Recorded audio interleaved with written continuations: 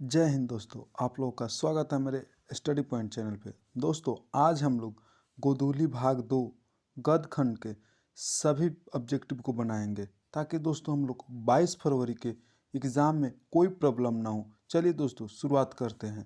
पहला क्वेश्चन हम लोग का पहला क्वेश्चन बोल रहा है दोस्तों, हम लोग पहला क्वेश्चन श्रम विभाजन और जाति प्रथा से ले रहे हैं।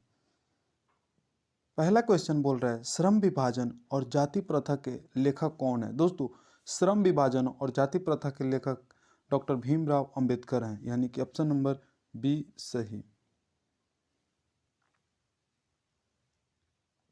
अगला क्वेश्चन हम लोग का अगला क्वेश्चन बोल रहा है अंबेडकर का जन्म किस परिवार में हुआ था।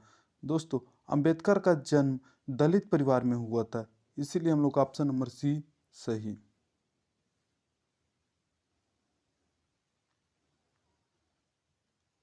अगला प्रश्न डॉक्टर अंबेडकर के माता का नाम क्या था। दोस्तों डॉक्टर भीमराव अंबेडकर के माता जी का नाम भीमाबाई था, ऑप्शन नंबर डी सही।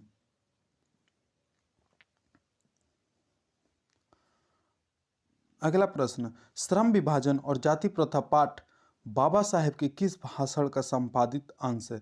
दोस्तों श्रम विभाजन और जाति प्रथा जो है वो बाबा साहब का एनहिलेशन ऑफ कास्ट के दौरान दी हुई भाषण के दौरान ली हुई ये संपादित अंश है, इसीलिए ऑप्शन नंबर सी सही।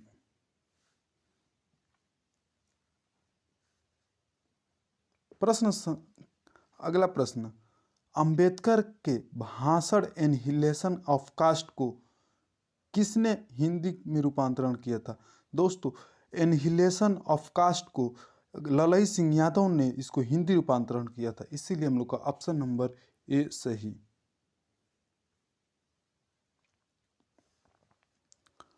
अगला प्रश्न श्रम विभाजन और जाति प्रथा क्या है। दोस्तों श्रम विभाजन और जाति प्रथा एक प्रकार का निबंध है, ऑप्शन नंबर सी सही।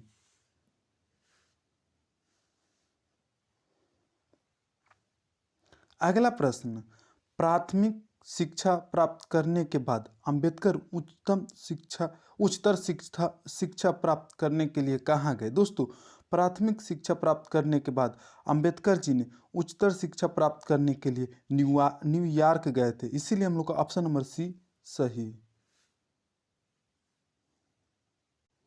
अगला प्रश्न अंबेडकर चिंतन व रचनात्मकता के लिए प्रेरक व्यक्ति थे। दोस्तों अंबेडकर जी चिंतन व रचनात्मकता के लिए बुद्ध, कबीर, ज्योतिबा फूले इन सभी के ऑप्शन नंबर डी सही।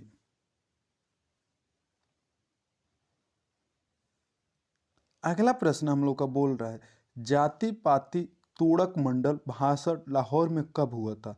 दोस्तों जाति पाति तोड़क मंडल भाषण लाहौर में 1936 ईस्वी में हुआ था, इसीलिए हम लोग का ऑप्शन नंबर सी।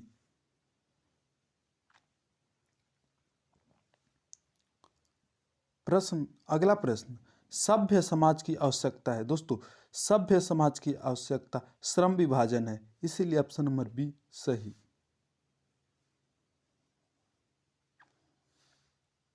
अगला प्रश्न भारतीय संविधान के निर्माण में महत्वपूर्ण भूमिका किसकी है। दोस्तों भारतीय संविधान के निर्माण में महत्वपूर्ण भूमिका हमारे भीमराव अंबेडकर जी की है, ऑप्शन नंबर ए सही।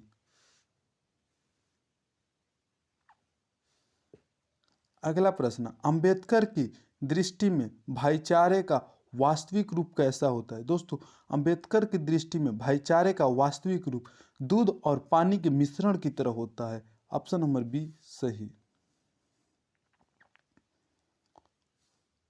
अगला प्रश्न मूक नायक क्या है। दोस्तों मूक नायक एक पत्रिका है, ऑप्शन नंबर बी सही।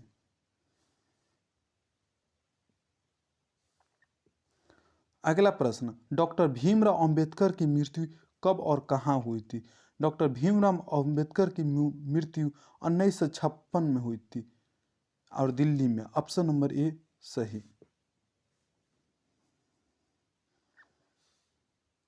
अगला प्रश्न डॉक्टर भीमराव अंबेडकर का जन्म कब हुआ था। दोस्तों डॉक्टर भीमराव अंबेडकर का जन्म 14 अप्रैल 1891 को हुआ था, इसीलिए हम लोग का ऑप्शन नंबर डी सही।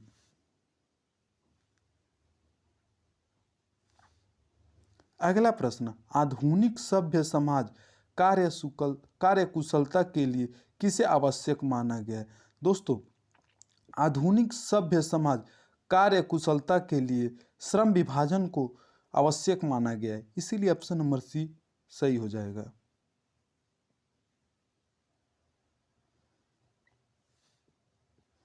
अगला प्रश्न, डॉक्टर अंबेडकर के पिता का क्या नाम था?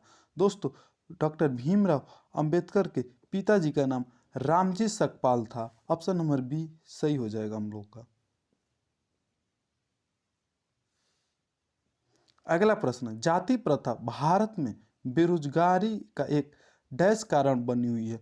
दोस्तों, इसका सही उत्तर होगा प्रत्यक्ष और प्रमुख दोनों कारण बनी हुई है, इसलिए ऑप्शन नंबर सी सही हो जाएगा।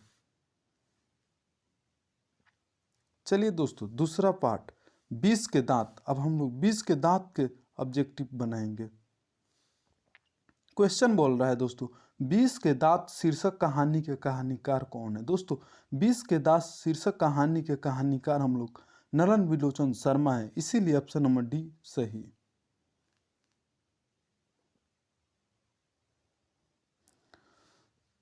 अगला प्रश्न, मदन ने कासू के कितने दांत तोड़ डाले? दोस्तों, इसका सही उत्तर होगा हम लोग का ऑप्शन नंबर सी 2 दांत।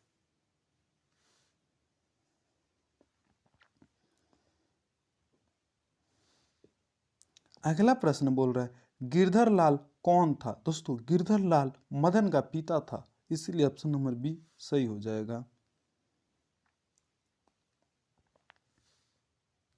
अगला प्रश्न बोल रहा है, नलिन बिलोचन शर्मा के माताजी का क्या नाम था? दोस्तों, नलिन बिलोचन शर्मा के माताजी का नाम रत्नावती शर्मा था। ऑप्शन नंबर सी सही।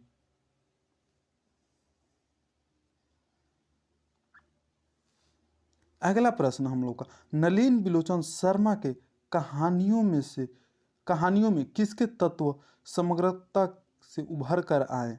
दोस्तों, नलिन बिलोचन शर्मा के कहानियों में मनोवैज्ञानिकता का समग्रता उभर कर आए, इसीलिए ऑप्शन नंबर बी सही।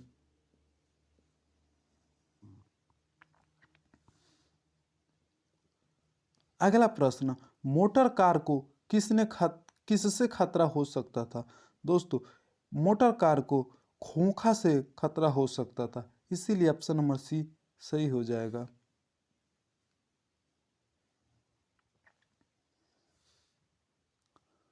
अगला प्रश्न, खोखा खोखी किस भाषा का संबंध है?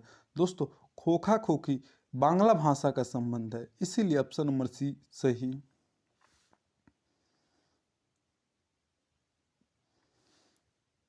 अगला प्रश्न, ऐसे ही लड़के आगे चलकर गुंडे, चोर, डाकू बनते हैं। यह पंक्ति किस कहानी के किस पात्र की है, किस पात्र ने कही है? दोस्तों, ऐसे लड़के आगे चलकर गुंडे, चोर, डाकू बनते हैं, यह पंक्ति सेन साहब ने कही थी। ऑप्शन नंबर सी सही हो जाएगा।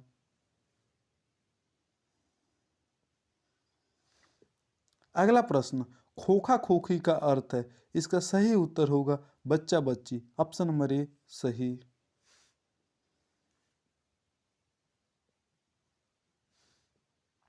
अगला प्रश्न, सेन साहब अपने पुत्र को बनाना चाहते थे। दोस्तों, सेन साहब अपने पुत्र को बिजनेसमैन या इंजीनियर बनाना चाहते थे। ऑप्शन नंबर ए सही।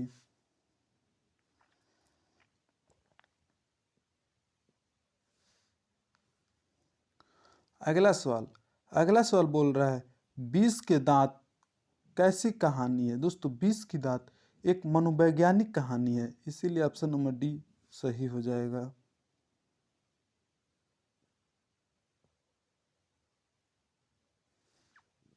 अगला प्रश्न, खोखा का क्या नाम था? दोस्तों, खोखा का कासू नाम था, इसीलिए ऑप्शन नंबर सी सही।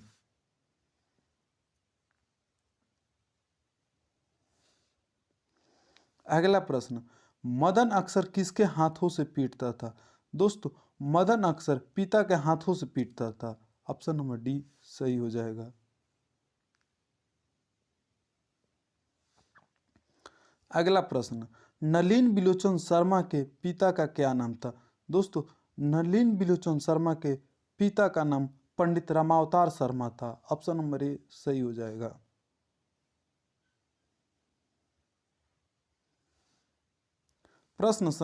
अगला प्रश्न, सेन साहब ने किससे खूब फटकार लगाई? दोस्तों, सेन साहब ने गिरधर लाल को खूब फटकार लगाई। ऑप्शन नंबर ए सही।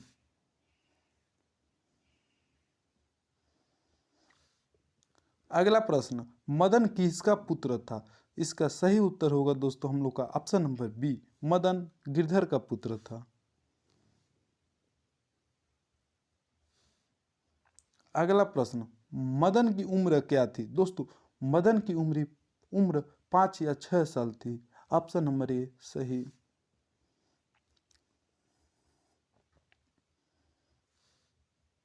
अगला प्रश्न, 20 के दांत कहानी किस वर्ग के अंतर विरोधों को उजागर करती है? 20 के दांत मध्य वर्ग को अंतर विरोधों को उजागर करती है, इसीलिए ऑप्शन नंबर सी हम लोग का सही हो जाएगा।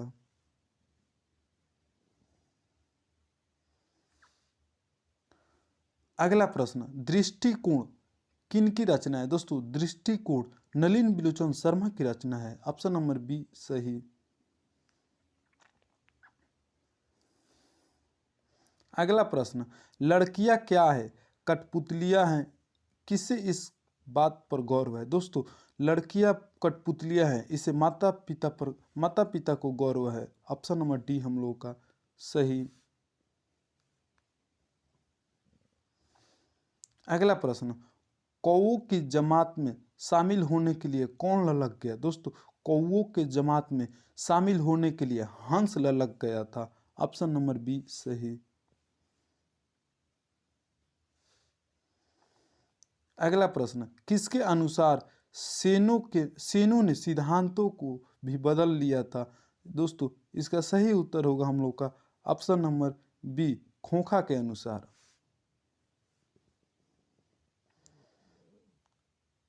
तीसरा पाठ है दोस्तों, भारत से हम क्या सीखे। अब इसके हम लोग ऑब्जेक्टिव देखेंगे। क्वेश्चन बोल रहा है दोस्तों हम लोगों को, मैक्स मूलर को वेदांतियों का वेदांती किसने कहा था? दोस्तों, मैक्स मूलर को वेदांतियों का वेदांती स्वामी विवेकानंद ने कहा था। ऑप्शन नंबर बी सही।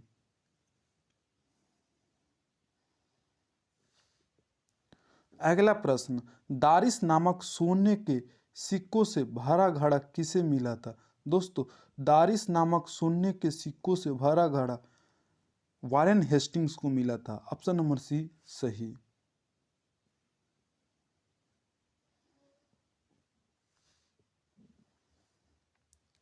अगला प्रश्न दोस्तों, मेघदूत नामक पुस्तक का अनुवाद मैक्स मूलर किस भाषा में किया था? दोस्तों, मैक्स मूलर ने मेघदूत नामक पुस्तक का अनुवाद जर्मन भाषा में किया था, इसीलिए हम लोग का ऑप्शन नंबर डी सही हो जाएगा। अगला प्रश्न, संस्कृत भाषा और यूरोपियन भाषा का तुलनात्मक व्याख्यान किसने दिया था? दोस्तों, संस्कृत भाषा और यूरोपियन भाषा का तुलनात्मक व्याख्यान मैक्स मूलर ने दिया था। ऑप्शन नंबर ए सही।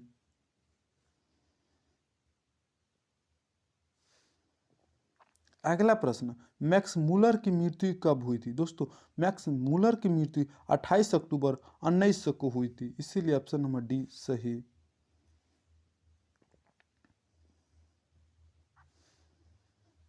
अगला प्रश्न, पारसियों के धर्म क्या नाम है? दोस्तों, पारसियों के धर्म का नाम जरथुस्त्र है, इसीलिए ऑप्शन नंबर डी सही।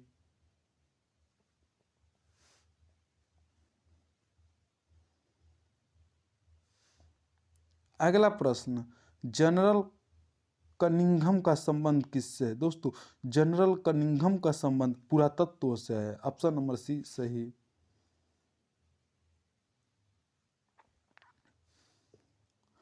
अगला प्रश्न है 172, दारिस नामक सोने के सिक्के का घड़ा कहाँ मिला था? दोस्तों, दारिस नामक सोने के सिक्का का घड़ा वाराणसी में मिला था। ऑप्शन नंबर सी सही हो जाएगा। अगला प्रश्न, महारानी विक्टोरिया ने नाइट की उपाधि किसे दी? दोस्तों, महारानी विक्टोरिया ने नाइट की उपाधि मैक्स मूलर को दी थी। ऑप्शन नंबर ए सही। अगला प्रश्न, नालंदा विश्वविद्यालय कहाँ पर स्थित है? दोस्तों, नालंदा विश्वविद्यालय बिहार यानी कि अपना बिहार में स्थित है। ऑप्शन नंबर ए सही।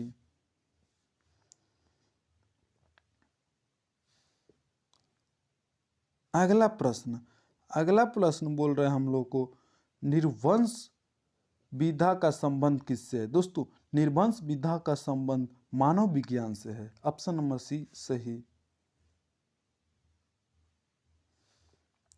अगला प्रश्न, दारिश क्या है? दोस्तों, इसका सही उत्तर होगा हम लोग का ऑप्शन नंबर बी, सोने की प्राचीन कालीन सिक्का को दारिश बोलते हैं। Option number B. अगला प्रश्न, प्लेटो का संबंध किस देश से है? दोस्तों, प्लेटो का संबंध यूनान से है, इसीलिए ऑप्शन नंबर डी।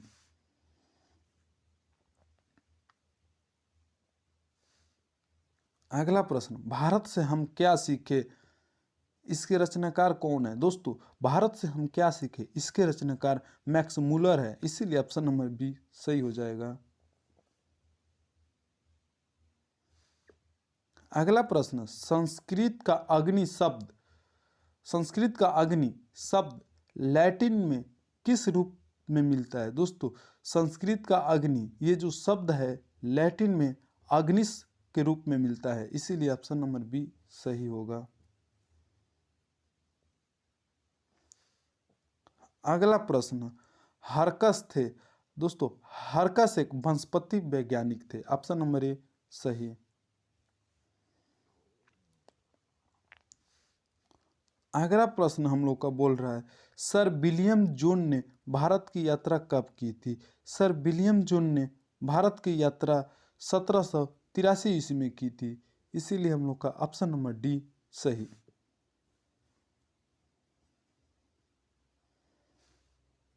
अगला प्रश्न, मुंडा किस देश की जाति है? दोस्तों, मुंडा हम लोग की भारत देश की जाति है, इसीलिए हम लोग का ऑप्शन नंबर डी सही, हमारा भारत।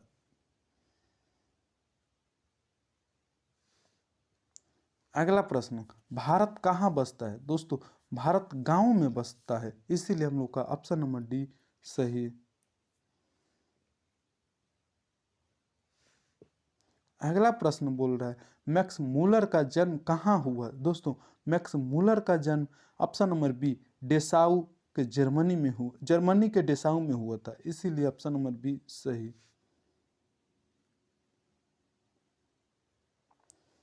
अगला प्रश्न हम लोग का बोल रहा है, वारेन हेस्टिंग्स था? दोस्तों, वारेन हेस्टिंग्स भारत का गवर्नर जनरल था। ऑप्शन नंबर ए सही।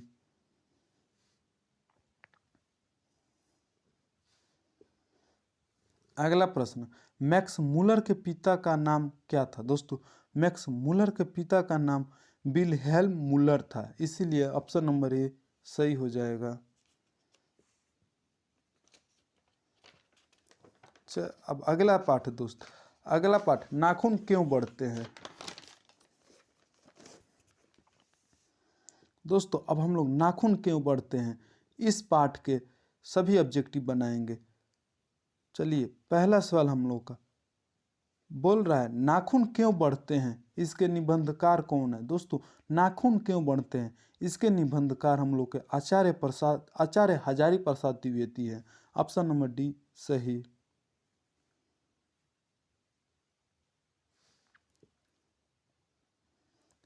अगला प्रश्न, द्विवेदी जी ने निर्लज अपराधी किसे कहा है? दोस्तों, द्विवेदी जी ने निर्लज अपराधी नाखून को बोला है। ऑप्शन नंबर ए सही।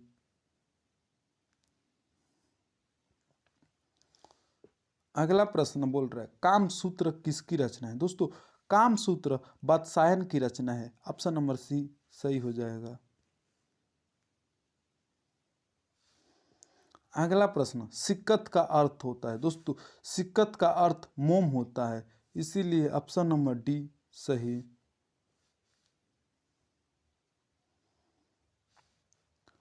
अगला प्रश्न, महाभारत क्या है दोस्तों? महाभारत एक पुराण है, इसलिए ऑप्शन नंबर डी सही।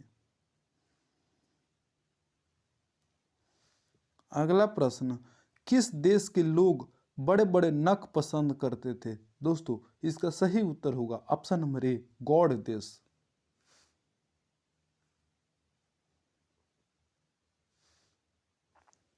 अगला प्रश्न, कौन छोटे नखों को पसंद करते थे? दोस्तों दक्षिणात्य, यानी कि ऑप्शन नंबर ए सही हो जाएगा। अगला प्रश्न बोल रहा है, हजारी प्रसाद द्विवेदी का जन्म कब हुआ था? दोस्तों हजारी प्रसाद द्विवेदी का जन्म 1907 ईस्वी में हुआ था। ऑप्शन नंबर बी सही।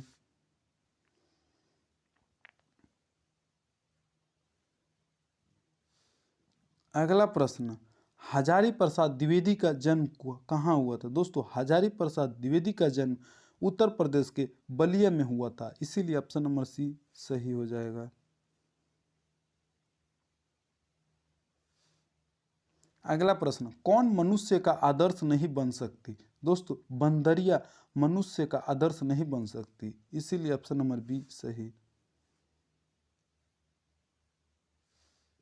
अगला प्रश्न, देवताओं का राजा से किन्हें संबोधित किया जाता है? दोस्तों देवताओं का राजा इंद्रदेव को बोला जाता है, इसीलिए ऑप्शन नंबर सी सही हो जाएगा। अगला प्रश्न, नख किसका प्रतीक है? दोस्तों नख पशुता का प्रतीक है, इसीलिए ऑप्शन नंबर बी हम लोग का सही होगा। अगला प्रश्न, पृथ्वीराज रासो किनका संपादन है? पृथ्वीराज रासो नलिन बिलोचन शर्मा का एक संपादन है, इसीलिए हम लोग का ऑप्शन नंबर डी सही।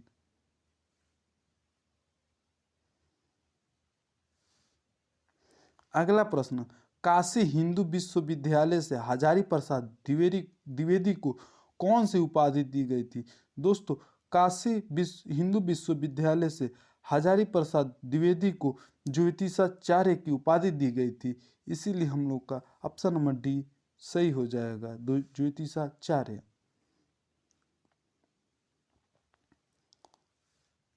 अगला प्रश्न, हजारी प्रसाद द्विवेदी कब पद्म भूषण की उपाधि से सम्मानित किया गया था?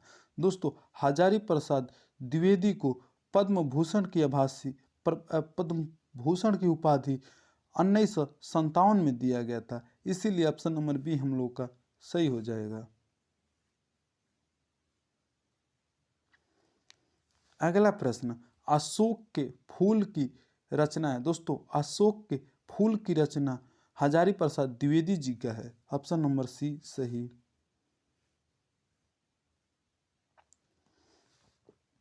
अगला प्रश्न बोल रहा है, हजारी प्रसाद द्विवेदी की मृत्यु कब और कहाँ हुई थी? दोस्तों हजारी प्रसाद द्विवेदी की मृत्यु 1979 में दिल्ली में हुई थी, ऑप्शन नंबर ए सही। अगला प्रश्न, नाखून का इतिहास किस संबंध में मिलता है? किस पुस्तक में मिलता है? दोस्तों नाखून का इतिहास कामसूत्र पुस्तक में मिलता है, इसीलिए ऑप्शन नंबर ए सही। अगला प्रश्न, अलक्त का अर्थ है। दोस्तों अलक्त का अर्थ आलता से है, इसीलिए ऑप्शन नंबर बी सही। अगला प्रश्न, द्विवेदी जी को साहित्य अकादमी पुरस्कार किस रचना पर मिला था? दोस्तों द्विवेदी जी को साहित्य अकादमी पुरस्कार आलोक पर्व पर रचना पर मिला था, इसीलिए ऑप्शन नंबर बी सही।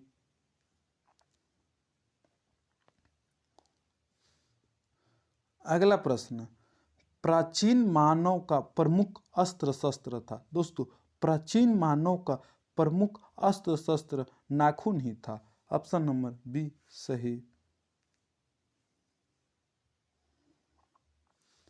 अगला प्रश्न, आर्यों के पास था लोहे का अस्त्र, घोड़े, मिट्टी का घर। दोस्तों आर्यों के पास ये सभी था, इसीलिए हम लोग का ऑप्शन नंबर डी सही।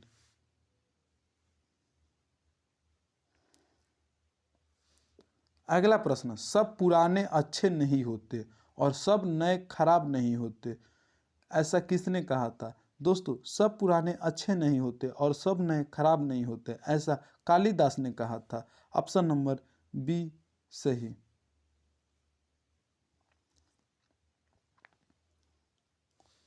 अगला प्रश्न, नकधर मनुष्य आज किस पर भरोसा कर रहा है? दोस्तों, नकधर मनुष्य option number C atom bomb पर भरोसा कर रहा है।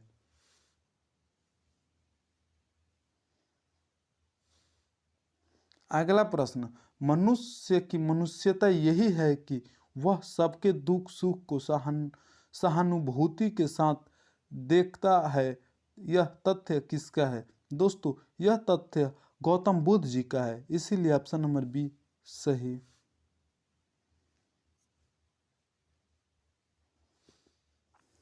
अगला प्रश्न, आचार्य हजारी प्रसाद द्विवेदी को साहित्य की किस विधा में लेखन नहीं है? दोस्तों, आचार्य प्रसाद द्विवेदी जी का साहित्य की विद्या कहानी लेखन में नहीं है, इसीलिए ऑप्शन नंबर सी हम लोग का सही हो जाएगा।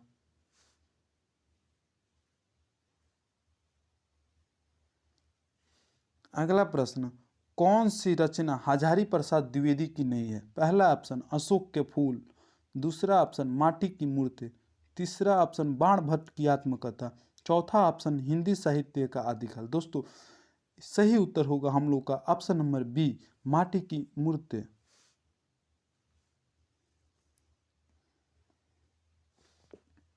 अगला प्रश्न, कौन छोटे नखों को पसंद करते थे? दोस्तों, दक्षिणात्य छोटे नखों को पसंद करते थे, ऑप्शन नंबर ए सही।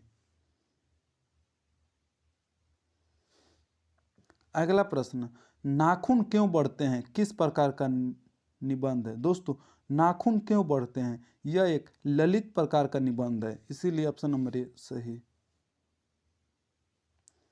अगला पाठ है दोस्तों नागरी लिपि। अब हम लोग नागरी लिपि के सभी सवालों को बनाएंगे।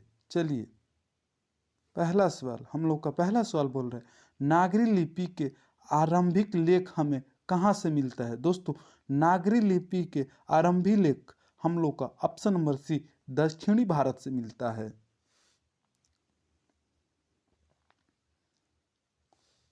अगला प्रश्न बोल रहा है, बेतमा दानपत्र किस समय का है? दोस्तों, बेतमा दानपत्र 10 से 20 ईस्वी का है, ऑप्शन नंबर ए सही हो जाएगा।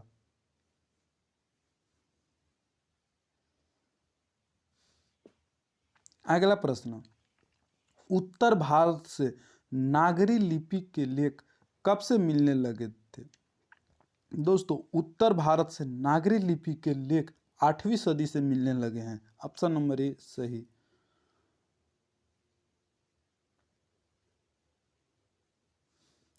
अगला प्रश्न, गुणाकर मूल्य ने मिडिल स्तर की पढ़ाई किस भाषा में की? दोस्तों, गुणाकर मूल्य ने मिडिल स्तर की पढ़ाई मराठी भाषा में की थी, ऑप्शन नंबर ए सही। अगला प्रश्न, मूल्य ने अंग्रेजी व हिंदी की पढ़ाई कहाँ पर की थी? दोस्तों, मूल्य ने अंग्रेजी व हिंदी की पढ़ाई वर्धा में की थी, ऑप्शन नंबर सी सही।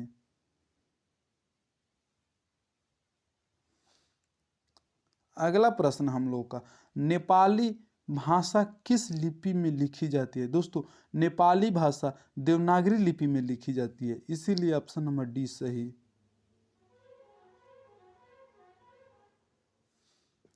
अगला प्रश्न, गुणाकर मूल्य का जन्म कब हुआ था? दोस्तों, गुणाकर मूल्य का जन्म 1935 ईस्वी में हुआ था, ऑप्शन नंबर ए सही। अगला प्रश्न, गुणाकर मूल्य का जन्म कहाँ हुआ था? दोस्तों, गुणाकर मूल्य का जन्म महाराष्ट्र में हुआ था, ऑप्शन नंबर सी सही। अगला प्रश्न, बांग्ला लिपि प्राचीन नागरी लिपि की है? दोस्तों, बांग्ला लिपि प्राचीन नागरी लिपि की बहन है, ऑप्शन नंबर बी सही। अगला प्रश्न, केरल के शासकों के द्वारा सिक्कों पर वीर केरलस्य शब्द किस लिपि में लिखी गई थी? दोस्तों इसका सही उत्तर होगा हम लोग का ऑप्शन नंबर ए, नागरी लिपि में।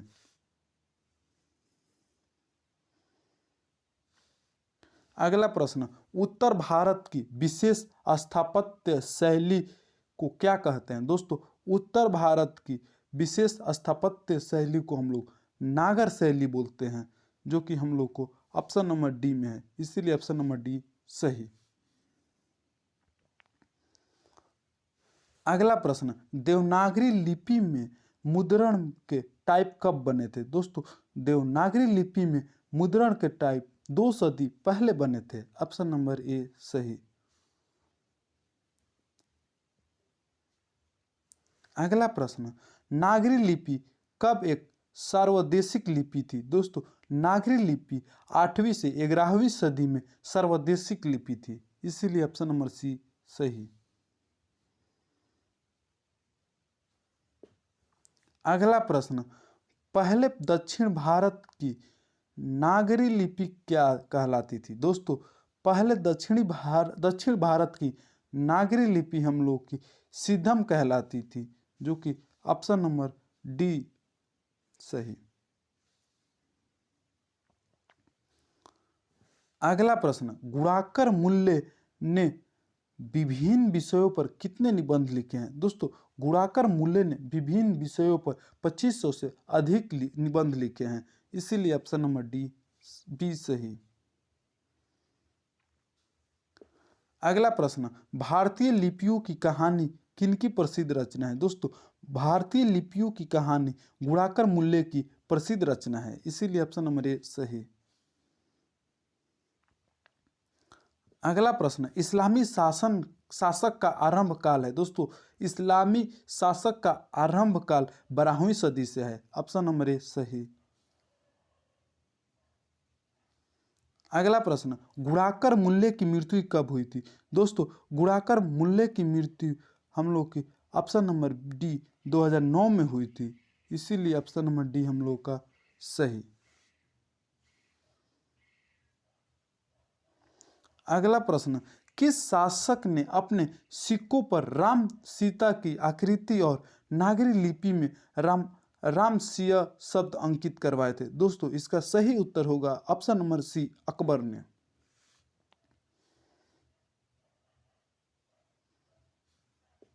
अगला प्रश्न, नागरी लिपि शीर्षक निबंध के निबंधकार कौन है? इसका सही उत्तर होगा हम लोग का ऑप्शन नंबर ए, गुणाकर मूल्य।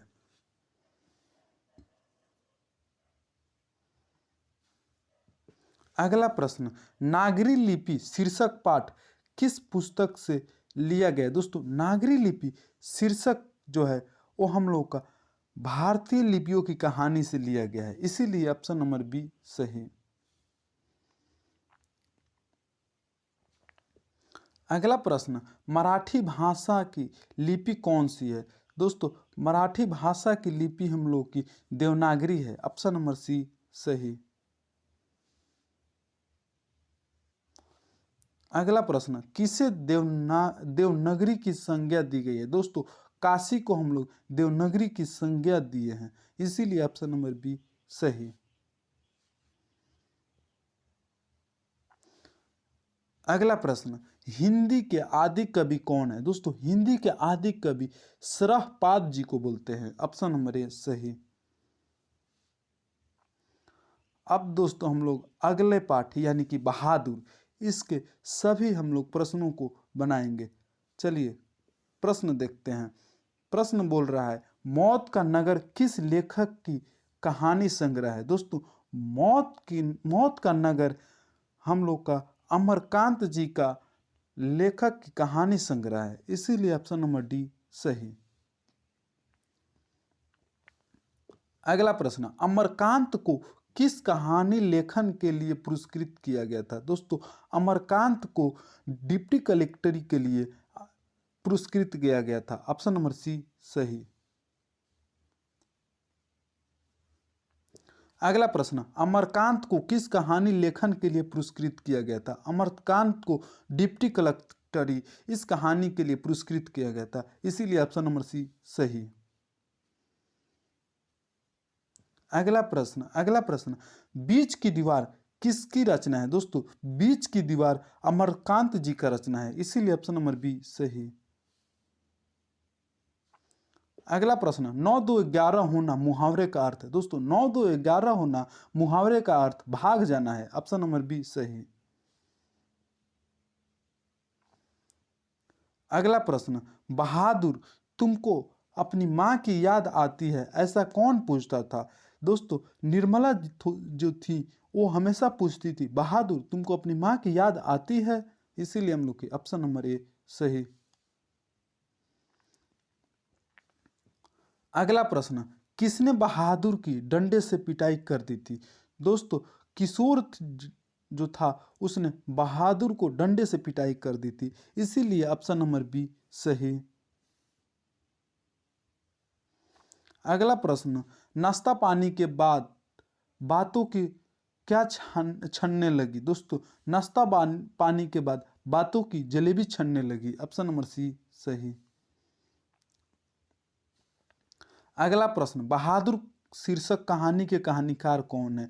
बहादुर शीर्षक के कहानीकार अमरकांत जी हैं, ऑप्शन नंबर ए सही। अगला प्रश्न, बहादुर कहाँ से भाग आया था? दोस्तों बहादुर नेपाल से भाग आया था, इसीलिए ऑप्शन नंबर डी सही। अगला प्रश्न, बहादुर कौन था? बहादुर नौकर था, ऑप्शन नंबर सी सही।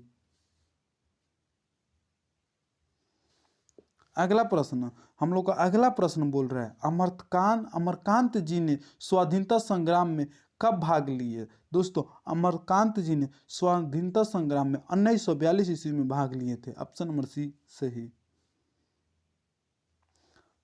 अगला प्रश्न, बहादुर अपने घर से क्यों भाग गया था? दोस्तों बहादुर अपने घर से मां की मार के कारण भाग गया था, ऑप्शन नंबर बी सही। अगला प्रश्न, जहां प्रतिष्ठा नहीं वहां क्या रहना, यह बात किसके मन में उत्पन्न हुई? दोस्तों यह बात बहादुर के मन में उत्पन्न हुई, इसीलिए हम लोग का ऑप्शन नंबर सी सही। अगला प्रश्न, बहादुर लेखक के घर से अचानक क्यों चल गया? दोस्तों बहादुर जो था लेखक के घर से स्वयं के प्रति लेखक तथा उसके घर वालों के व्यवहार में आए परिवर्तन के कारण लेखक के घर से चला गया था, ऑप्शन नंबर सी सही। अगला प्रश्न, बहादुर कहानी के लेखक अमरकांत का जन्म हुआ था। दोस्तों बहादुर कहानी के लेखक अमरकांत का जन्म 1925 ईस्वी में हुआ था, इसीलिए ऑप्शन नंबर बी सही। अगला प्रश्न, अमरकांत का जन्म कहाँ हुआ? दोस्तों अमरकांत का जन्म बलिया उत्तर प्रदेश में हुआ था, इसीलिए ऑप्शन नंबर ए सही। अगला प्रश्न, जिंदगी और जोक किसकी कहानी है? दोस्तों जिंदगी और जोक अमरकांत जी की कहानी है, जो कि ऑप्शन नंबर डी, इसीलिए हम लोग का सही। अगला प्रश्न, बहादुर का पूरा नाम क्या था? दोस्तों बहादुर का पूरा नाम दिल बहादुर था, ऑप्शन नंबर बी सही।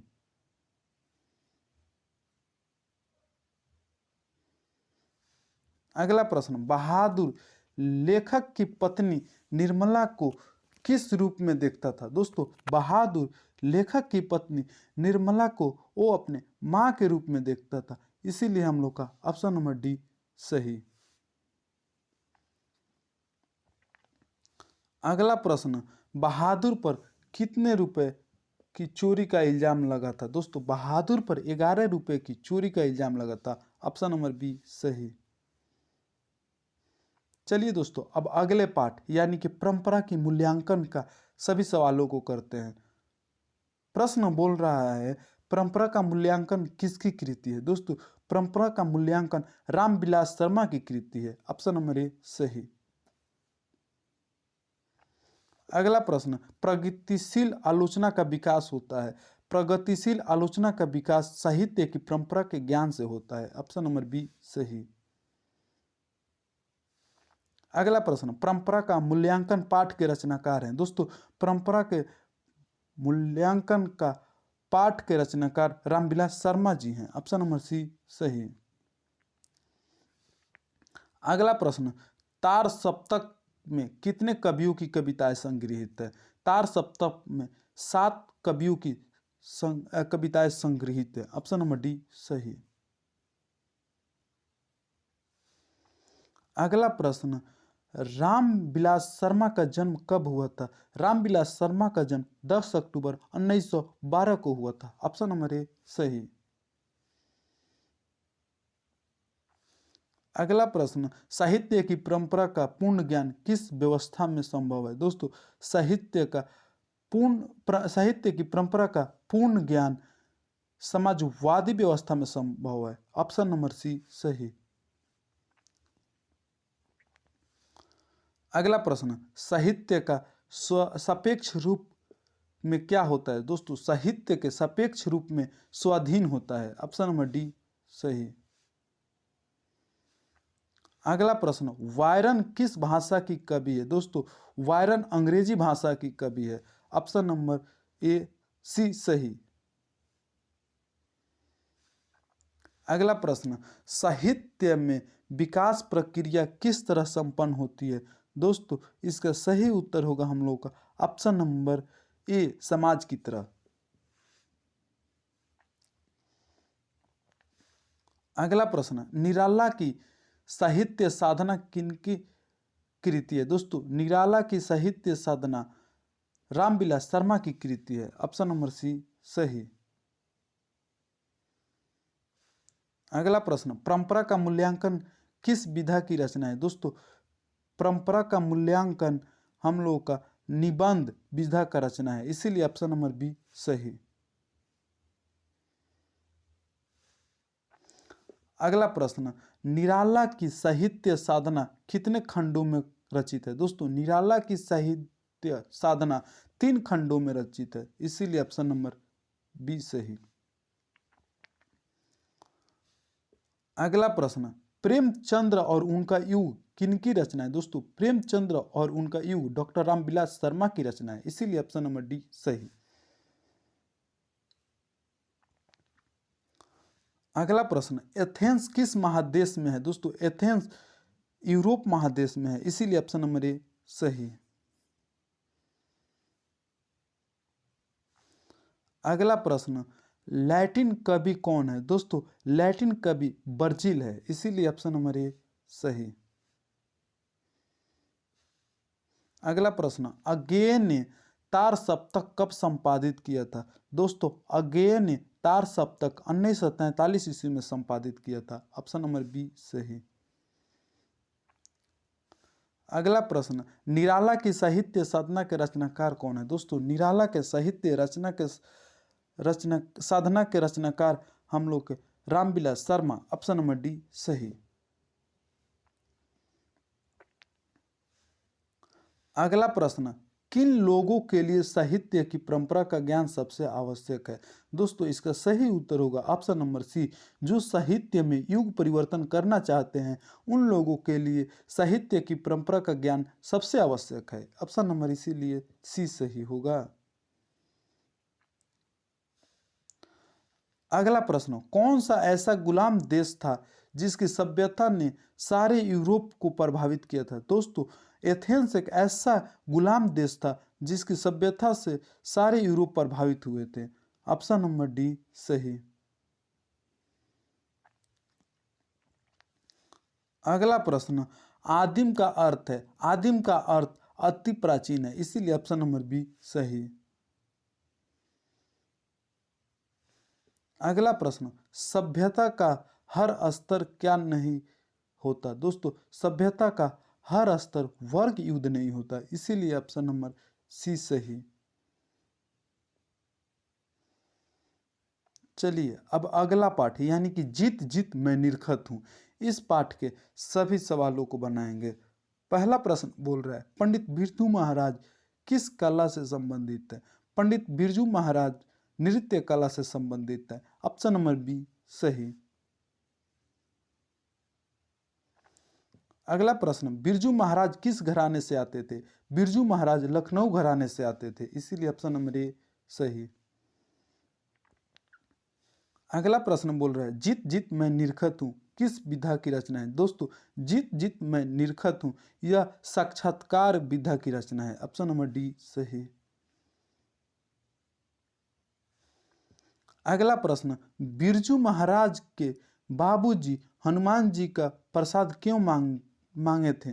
दोस्तों बिरजू महाराज के बाबूजी हनुमान जी का प्रसाद नौकरी छूटने के लिए मांगे थे, इसीलिए हम लोग का ऑप्शन नंबर बी सही हो जाएगा।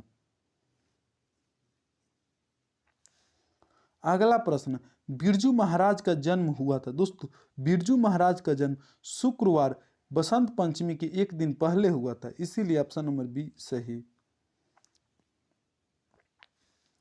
अगला प्रश्न कितने वर्ष की उम्र में बिरजू महाराज नवाब साहब को पसंद आ गए थे। दोस्तों 6 वर्ष की उम्र में बिरजू महाराज नवाब साहब को पसंद आ गए थे, ऑप्शन नंबर सी सही। अगला प्रश्न बाबूजी की मृत्यु के समय बिरजू महाराज जी की उम्र क्या थी। दोस्तों बाबूजी की मृत्यु के समय बिरजू महाराज की उम्र 9.5 साल का था, ऑप्शन नंबर डी सही। अगला प्रश्न बाबूजी के साथ बिरजू महाराज का आखिरी प्रोग्राम था कहाँ था। दोस्तों बिरजू महाराज का बाबूजी के साथ आखिरी प्रोग्राम मैनपुरी में था, ऑप्शन नंबर ए सही। अगला प्रश्न आखिरी प्रोग्राम के समय बिरजू महाराज के बाबूजी कितने साल के थे। दोस्तों आखिरी प्रोग्राम के समय बिरजू महाराज के बाबूजी 54 साल के थे, ऑप्शन नंबर बी सही।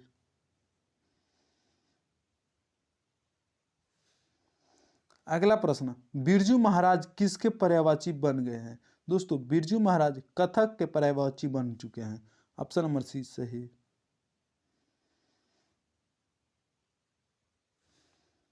अगला प्रश्न शंभू महाराज बिरजू महाराज के कौन थे। दोस्तों शंभू महाराज बिरजू महाराज के चाचा थे, ऑप्शन नंबर डी सही। अगला सवाल पंडित बिरजू महाराज का जन्म कहाँ हुआ था। दोस्तों पंडित बिरजू महाराज का जन्म लखनऊ में हुआ था, ऑप्शन नंबर बी सही। अगला प्रश्न पंडित बिरजू महाराज का जन्म कब हुआ था। दोस्तों पंडित बिरजू महाराज का जन्म 4 फरवरी 1938 को हुआ था, इसीलिए हम लोग का ऑप्शन नंबर बी सही हो जाएगा। चलिए दोस्तों अगला पाठ यानी कि अभिनयों का ऑब्जेक्टिव सवाल बनाएंगे। चलिए सवाल बोल रहा है हम लोग का पहला सवाल अभिनयों के रचनाकार हैं। दोस्तों अभिनयों के रचनाकार अशोक वाजपेयी हैं, ऑप्शन नंबर डी सही। अगला प्रश्न बोल रहा है अभिनयो कहाँ स्थित है। दोस्तों अभिनयो फ्रांस में स्थित है, ऑप्शन नंबर ए सही। अगला प्रश्न अशोक वाजपेयी के पिता का नाम था। दोस्तों अशोक वाजपेयी के पिताजी का नाम परमानंद वाजपेयी था, इसीलिए ऑप्शन नंबर सी सही। अगला प्रश्न बोल रहा है अशोक वाजपेयी का जन्म कब हुआ था। दोस्तों अशोक वाजपेयी का जन्म 16 जनवरी 1941 को हुआ था, इसीलिए हम लोग का ऑप्शन नंबर सी सही। अगला प्रश्न बोल रहा है अशोक वाजपेयी का मूल निवास कहाँ है। दोस्तों अशोक वाजपेयी का मूल निवास मध्य प्रदेश में है, ऑप्शन नंबर ए सही। अगला प्रश्न अशोक वाजपेयी का माता का नाम है। दोस्तों अशोक वाजपेयी के माता जी का नाम निर्मला देवी है, ऑप्शन नंबर सी। अगला प्रश्न रोन नदी के दूसरी ओर अभिनयों का एक और हिस्सा है जो कहा जाता है। दोस्तों रोन नदी के दूसरी ओर अभिनयों का एक और हिस्सा को हम लोग बोलते हैं बिलोनवाल अभिनय, ऑप्शन नंबर बी सही। अगला प्रश्न एक पतंग अनंत में किन की रचना है। दोस्तों एक पतंग अनंत में अशोक वाजपेयी जी की रचना है, इसीलिए हम लोग का ऑप्शन नंबर डी सही। अगला प्रश्न अगला प्रश्न बोल रहा है अभिन्यू किस नदी के किनारे है। दोस्तों अभिन्यू रून नदी के किनारे है, इसीलिए ऑप्शन नंबर बी सही। अगला प्रश्न अशोक वाजपेयी ने किस पत्रिका का संपादन किया है। दोस्तों अशोक वाजपेयी ने समवेत पत्रिका संपादन किया था, ऑप्शन नंबर ए सही। अगला प्रश्न अशोक वाजपेयी का जन्म कहाँ हुआ। दोस्तों अशोक वाजपेयी का जन्म दुर्ग छत्तीसगढ़ में हुआ था, ऑप्शन नंबर ए सही। अगला प्रश्न अविन्यो दक्षिणी फ्रांस का एक पुराना डैश है। दोस्तों अविन्यो दक्षिणी फ्रांस का एक पुराना शहर है, ऑप्शन नंबर बी सही।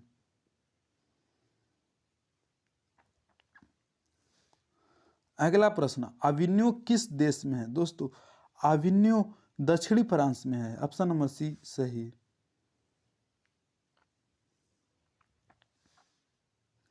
अगला प्रश्न पीटर बुक की कौन सी विवादास्पद रचना का प्रस्तुति अविन्यो में किया जाने वाला था। दोस्तों पीटर बुक की महाभारत विवादास्पद रचना अविन्यो में किया जाने वाला था, इसीलिए ऑप्शन नंबर बी सही।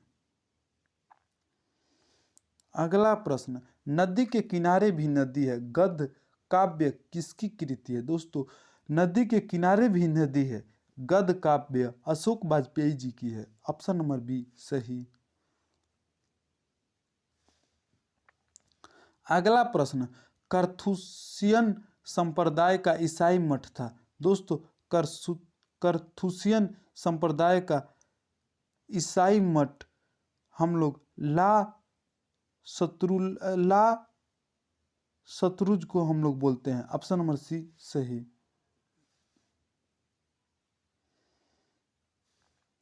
अगला प्रश्न बोल रहा है हम लोग का कुमार गंधर्व क्या था। दोस्तों कुमार गंधर्व शास्त्रीय गायक था, ऑप्शन नंबर बी सही। अगला प्रश्न बोल रहा है अभिनव पाठ रचित है। दोस्तों अभिनव पाठ हम लोग के अशोक वाजपेयी के द्वारा रचित है, ऑप्शन नंबर ए सही। अगला प्रश्न शहर अब भी संभावना है कृति किसकी है। दोस्तों शहर अब भी संभावना है यह कृति अशोक वाजपेयी जी की है, इसीलिए हम लोग का ऑप्शन नंबर डी सही हो जाएगा।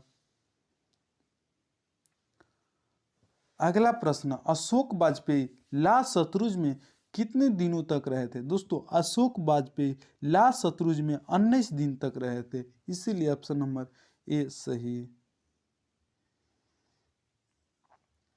चलिए अगला पार्ट मछली। अब हम लोग मछली के सभी सवालों को बनाएंगे। चलिए पहला प्रश्न बोल रहा है संतु भीगने से बचने के लिए कहाँ खड़ा हो गया। दोस्तों संतु जो था भीगने से बचने के लिए मकान के नीचे खड़ा हो गया, ऑप्शन नंबर बी सही। अगला प्रश्न पेड़ पर कमला किनकी रचना है। दोस्तों पेड़ पर कमला विनोद कुमार शुक्ला जी की रचना है, ऑप्शन नंबर डी सही। अगला प्रश्न लगभग जय हिंद शुक्ल जी की रचना है। दोस्तों लगभग जय हिंद शुक्ल जी की रचना जो है वो काव्य संग्रह है, इसीलिए ऑप्शन नंबर ए सही। अगला प्रश्न बोल रहा है शुक्ल जी इंदिरा गांधी कृषि विश्वविद्यालय में किस पद पर रहे थे। दोस्तों शुक्ल जी जो थे इंदिरा गांधी कृषि विश्वविद्यालय में एसोसिएट प्रोफेसर के पद पर थे, ऑप्शन नंबर बी सही। अगला प्रश्न मछली कहानी शुक्ल जी के किस संकलन से ली गई है। दोस्तों मछली कहानी शुक्ल जी की महाविद्यालय से ली गई है, ऑप्शन नंबर ए सही। अगला प्रश्न कथाकार मछली अपने घर जाने के दरमियान क्यों दौड़ रहे थे। दोस्तों कथाकार जो थे मछली लेकर घर जाने के दौरान वो इसलिए दौड़ रहे थे मछली मर जाने का डर था, इसीलिए ऑप्शन नंबर बी सही। अगला प्रश्न, कथाकार के झोले में कितनी मछलियां थी? दोस्तों कथाकार के झोले में 3 मछलियां थी। ऑप्शन नंबर बी सही। अगला प्रश्न बोल रहा है, पिताजी ने बाजार से कितनी मछलियां खरीदी थी? इसका सही उत्तर होगा ऑप्शन नंबर सी 3 मछलियां। अगला प्रश्न बोल रहा है, विनोद कुमार शुक्ल का जन्म किस राज्य में हुआ था? दोस्तों विनोद कुमार शुक्ल का जन्म छत्तीसगढ़ में हुआ था, इसीलिए हम लोग का ऑप्शन नंबर डी सही।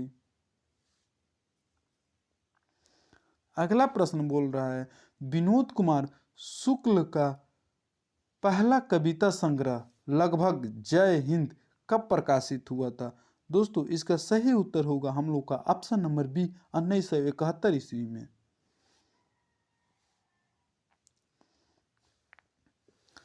मछली से कौन डर रहा था? दोस्तों मछली से संतु डर रहा था, इसीलिए ऑप्शन नंबर ए सही।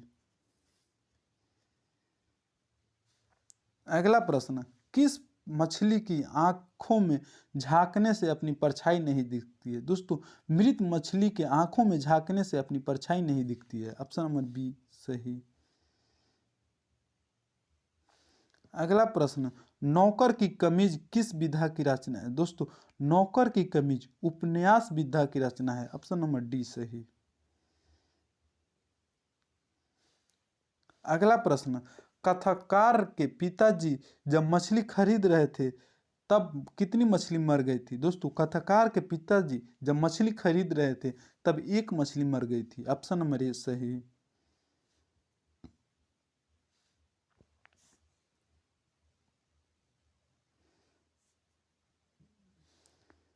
अगला प्रश्न, विनोद कुमार शुक्ला का जन्म कहाँ हुआ था? दोस्तों विनोद कुमार शुक्ला का जन्म रजनाद छत्तीसगढ़ में हुआ था, ऑप्शन नंबर ए सही। अगला पाठ, नौबत खाने में इबादत। अब हम लोग नौबत खाने में इबादत के क्वेश्चन को बनाएंगे। चलिए पहला प्रश्न बोल रहा है, नौबत खाने में इबादत किस विधा में रचित है? दोस्तों नौबत खाने में इबादत व्यक्ति चरित्र यानी कि व्यक्ति चित्र विधा में रचित है, ऑप्शन नंबर डी सही। अगला प्रश्न बोल रहा है, बिस्मिल्लाह खान प्रसिद्ध डैश के थे? दोस्तों बिस्मिल्लाह खान हम लोग के प्रसिद्ध शहनाई वादक के लिए थे, इसीलिए हम लोग का ऑप्शन नंबर डी सही हो जाएगा। अगला प्रश्न बोल रहा है, शहनाई के रीढ़ किस तरह के पौधे से तैयार की जाती है? दोस्तों शहनाई की रीढ़ नरकट के पौधों से तैयार की जाती है, इसीलिए ऑप्शन नंबर बी सही। अगला प्रश्न बोल रहा है, यतीन्द्र मिश्र का जन्म किस राज्य में हुआ था? दोस्तों यतीन्द्र मिश्र का जन्म यूपी राज्य में हुआ था, यानी कि उत्तर प्रदेश में हुआ था, ऑप्शन नंबर बी सही हो जाएगा।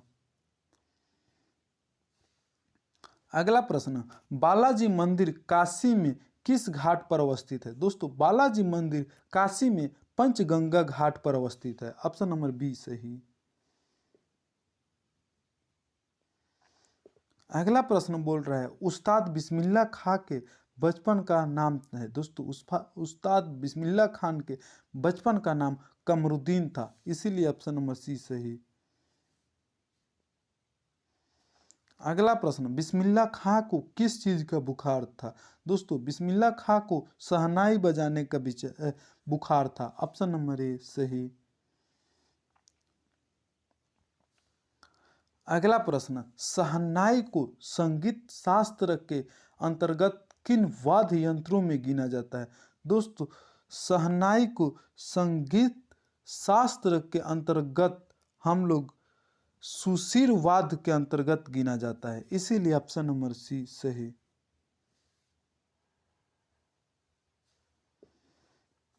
अगला प्रश्न, बिस्मिल्लाह खां के परदादा का नाम था? दोस्तों बिस्मिल्लाह खां के परदादा का नाम उस्ताद सलाद हुसैन था, ऑप्शन नंबर ए सही। अगला प्रश्न, नौबत खाना का अर्थ है? दोस्तों नौबत खाना का अर्थ प्रवेश द्वार के ऊपर मंगल ध्वनि बजाने का स्थान है? ऑप्शन नंबर बी सही।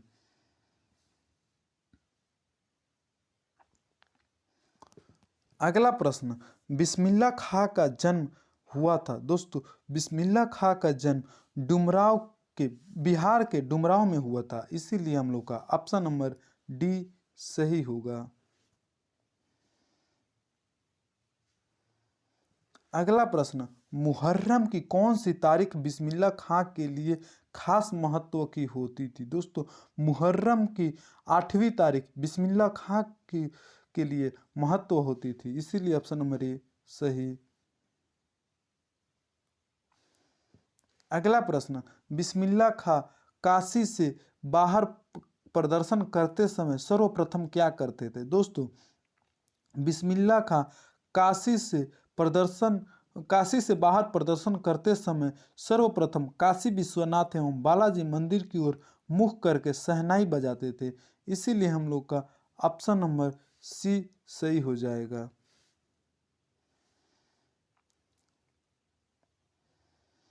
अगला प्रश्न, बिस्मिल्लाह खां का निधन कब हुआ था?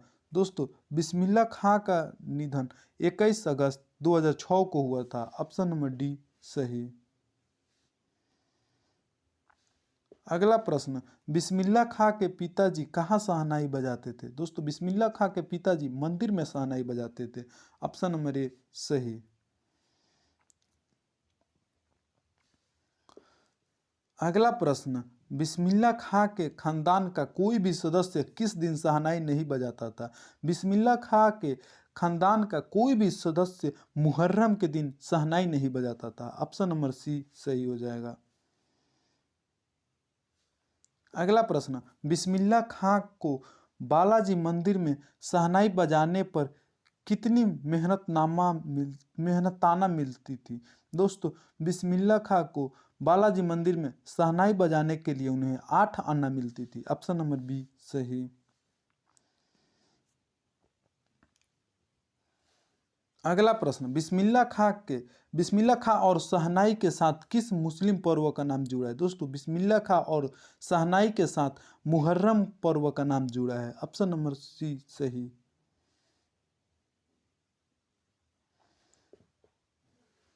अगला प्रश्न, यतीन्द्र मिश्र किस अर्धवार्षिक पत्रिका का संपादन कर रहे हैं? दोस्तों यतीन्द्र मिश्र साहित्य पत्रिका का संपादन कर रहे हैं, ऑप्शन नंबर ए सही। चलिए दोस्तों हम लोग अंतिम पार्ट यानी कि शिक्षा और संस्कृति के सभी सवालों को देखते हैं। पहला सवाल हम लोग का बोल रहा है, गांधी जी को महात्मा की उपाधि किसने दी? दोस्तों गांधी जी को महात्मा की उपाधि रविंद्रनाथ टैगोर ने दी थी, इसीलिए हम लोग का ऑप्शन नंबर बी सही। अगला प्रश्न, महात्मा गांधी का जन्म स्थान है? दोस्तों महात्मा गांधी का जन्म स्थान गुजरात का पोरबंदर है, ऑप्शन नंबर ए पोरबंदर।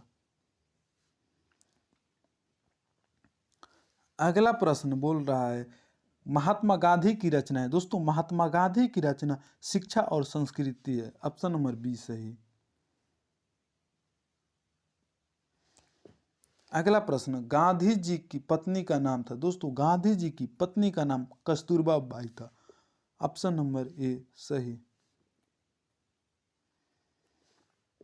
अगला प्रश्न, गांधी जी की माता का नाम क्या था? गांधी जी की माता का नाम पुतली बाई था, ऑप्शन नंबर बी सही।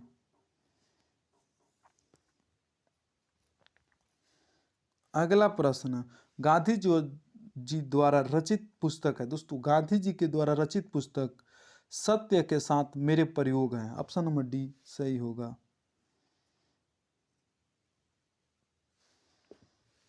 अगला प्रश्न, शिक्षा और संस्कृति पाठ में किनके विचार प्रस्तुत है? दोस्तों शिक्षा और संस्कृति पाठ में महात्मा गांधी के विचार प्रस्तुत है, ऑप्शन नंबर सी सही। अगला प्रश्न, गांधी जी ने किस पत्रिका का संपादन किया था? दोस्तों गांधी जी ने हरिजन पत्रिका का संपादन किया था, ऑप्शन नंबर सी सही।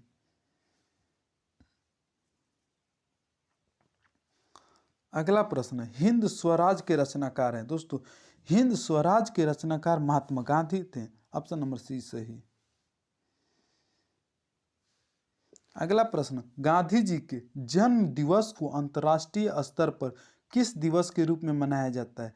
गांधी जी के जन्म दिवस को अंतर्राष्ट्रीय स्तर पर अहिंसा दिवस के रूप में मनाया जाता है। ऑप्शन नंबर सी सही। अगला प्रश्न, गांधी जी के अनुसार स्वराज्य प्राप्ति के पश्चात शिक्षा का क्या ध्येय होना चाहिए? दोस्तों, इसका सही उत्तर होगा ऑप्शन नंबर डी, चरित्र निर्माण। अगला प्रश्न, कोई संस्कृति कब जिंदा नहीं रह सकती है? दोस्तों, कोई भी संस्कृति अगर वह दूसरों का बहिष्कार करने की कोशिश करे तो जिंदा नहीं रह सकती है। ऑप्शन नंबर ए सही। अगला प्रश्न, दस्तकारी का अर्थ है। दोस्तों, दस्तकारी का अर्थ ऑप्शन नंबर बी कौशल है।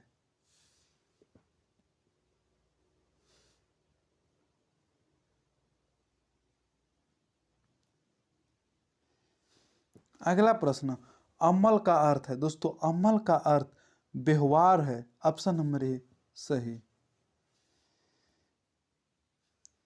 अगला प्रश्न, हरिजन के संपादक कौन थे? हरिजन के संपादक महात्मा गांधी जी थे। ऑप्शन नंबर बी सही। अगला प्रश्न, अहिंसा दिवस किस तारीख को मनाया जाता है? अहिंसा दिवस 2 अक्टूबर को मनाया जाता है, इसीलिए ऑप्शन नंबर सी सही। अगला प्रश्न बोल रहा है, भारतीय संस्कृति किसका प्रतीक है? दोस्तों, भारतीय संस्कृति भिन्न भिन्न संस्कृतियों के सामंजस्य का प्रतीक है। ऑप्शन नंबर बी सही। अगला प्रश्न, गांधी जी के अनुसार शिक्षा सहायक होती है। गांधी जी के अनुसार शिक्षा शरीर के विकास में, बुद्धि के विकास में, आत्मा के विकास में, इन सभी के विकास में सहायक होती है, इसीलिए हम लोग का ऑप्शन नंबर डी सही हो जाएगा। अगला प्रश्न, शेक्सपियर किस भाषा के कवि है? दोस्तों, शेक्सपियर अंग्रेजी भाषा के कवि हैं। ऑप्शन नंबर बी सही। अगला प्रश्न बोल रहा है, टॉल्स्टॉय किस देश के साहित्यकार थे? दोस्तों, टॉल्स्टॉय रूस के साहित्यकार थे, इसीलिए ऑप्शन नंबर सी सही।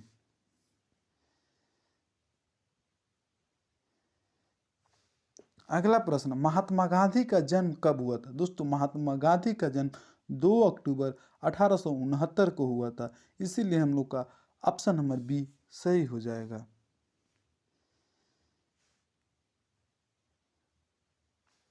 अगला प्रश्न, महात्मा गांधी का जन्म कहाँ हुआ था? दोस्तों, महात्मा गांधी का जन्म गुजरात में हुआ था। ऑप्शन नंबर डी सही। दोस्तों, ये रहा अपने गोधूली भाग 2 इसके सभी ऑब्जेक्टिव सवाल। दोस्तों, अगर इसका तैयारी अगर करके कोई भी स्टूडेंट जाता है तो उसका एक भी ऑब्जेक्टिव प्रश्न नहीं छूटेगा। दोस्तों, इस तब तक के लिए जय हिंद। अगले दिन मिलेंगे फिर अगले ऑब्जेक्टिव के साथ। तब तक के लिए जय हिंद, धन्यवाद।